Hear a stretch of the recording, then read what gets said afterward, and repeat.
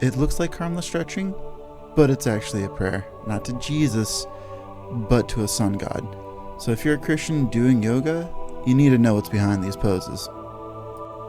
Welcome to the Historical Christian Daily, where we break down culture through the lens of Scripture.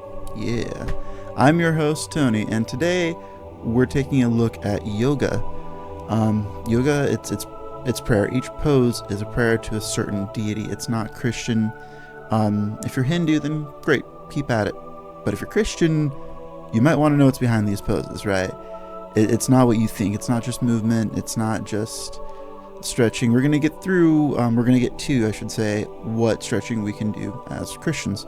As a Navy veteran myself, I've been advised to strongly do yoga, and I'm not going to do that because it's not part of my religion. I'm not going to pray to something false.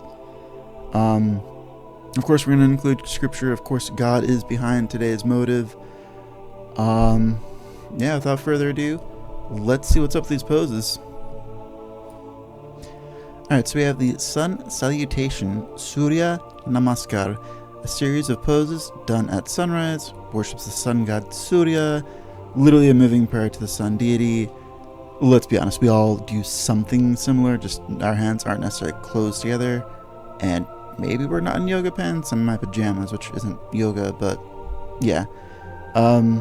When you're doing this first thing in the morning, I would advise just simply not having your hands clapped together like that.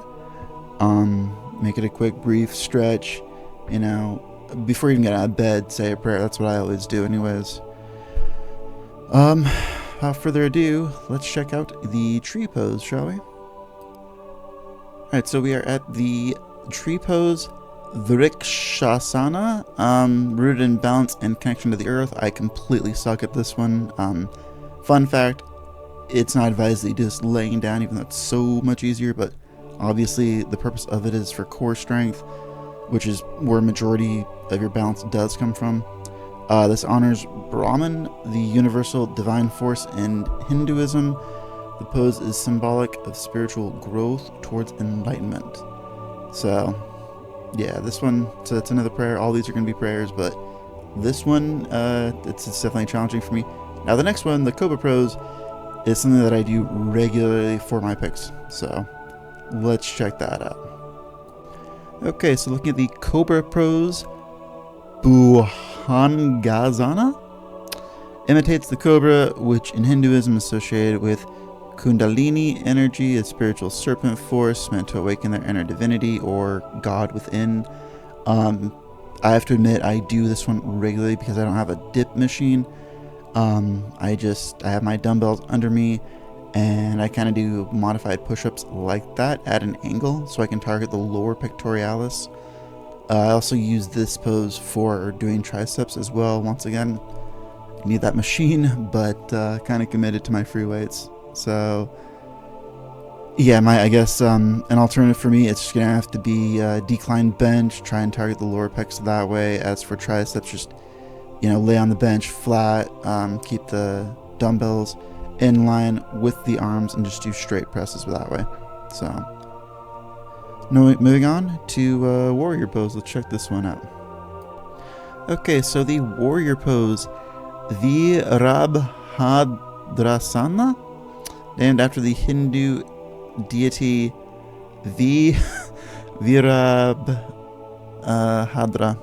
a fierce warrior created by Shiva, symbolizes divine vengeance, not peace. When I used to do this, I used to find peace in doing it, especially that hip stretch. I don't even do these anymore. I don't see any reason. When I do my hip stretches, I kind of go like an sumo squat, and then I just kind of go side to side. Moving on, last one is the lotus pose. Let's check this out, shall we? Alright, the lotus pose, Padmasana, the classic meditative pose often used in chanting to multiple Hindu deities like Vishnu or Lakshmi, represents rising above materialism to unite with divine consciousness.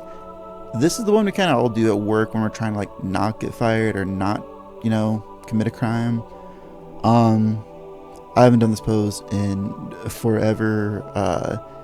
If you think about, doing this pose, don't. It's commonly done, clearly commonly done. Anyways, moving on. Now that we've covered all the poses, let's go into the ones that we can do, just some basic stretching as Christians that aren't praying to these false deities. All right, so moving on. All right, so I just kind of googled non-yoga stretches. We have a shoulder stretch, which is typically the first thing that we all go to. Hamstring, hip flexor, quadratic, standing calf, lunges, which is just amazing. If you have a bench, that's even better. So you can get a deeper lunge. If you have one foot on the bench, it can be difficult, but it's amazing. Neck stretch, of course, do some neck circles slowly. You don't want to twist your neck too much. Squats, I mean, that's more of an exercise, really. Door stretch, yeah, that's good for opening up your chest, especially if you do like single arm. Upper back, in all honesty, if you just have a pull-up bar, if you just hang there on your pull-up bar for a solid minute, feels amazing. Difficult, but it's like the best thing to do after a back exercise.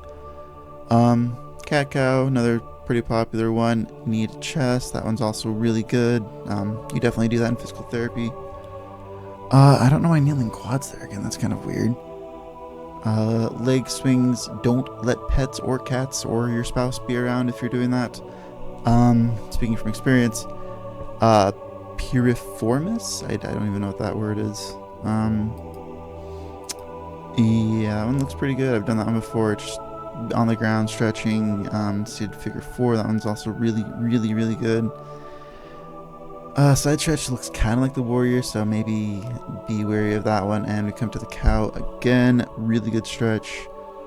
Let me know in the comments which one your favorite stretch is, which one's your go-to. Mine's always the shoulder, just instinctive. Shoulders aren't bad yet, but that's just my go-to.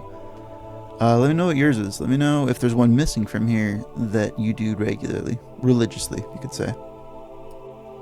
Alright, so getting to the core issue, right? It's not movement, it's prayer. I mean, intentional or not, you can't plead stupidity, right? 1 Corinthians 10:21, you cannot drink the cup of the Lord and the cup of the demons too, meaning just because you don't know what you're doing, just because society has tricked you, doesn't make it right. That's kind of why this YouTube channel was created initially. It was for finding hope through faith, through the news.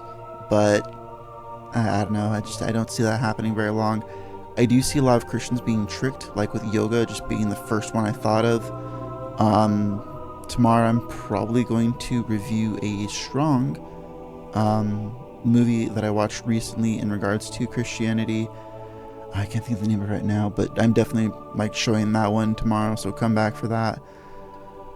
If you found this eye-opening, feel free to share it, like, subscribe, all that other fun stuff. Let me know in the comments which stretch you do. I might stir up something for someone like, oh hey, I didn't know, the deep stretch off the bench was really good, and it's amazing. Another one that I love is just the hanging back. So you take a pull-up bar and just hang on it for like 60 seconds if you can. Stretch, I love sitting, I love laying on my bench with like a pair of dumbbells out to the side, something light like 40 pounds. Just hold that for a solid minute. Really good stretch, if you can. Beyond that, let me know your thoughts. Leave a comment, drop a like. If you guys have any recommendations for how I can improve this video, because this is my first one, let me know. Love all the help. Feel free to be as mean as you want. I don't care. If I don't listen, I'm not going to learn. And if you don't tell me, I'm not going to learn. I'm just going to, I guess, play. Do what I can. Anyways, God bless. Thank you for watching, and have yourselves a lovely Monday.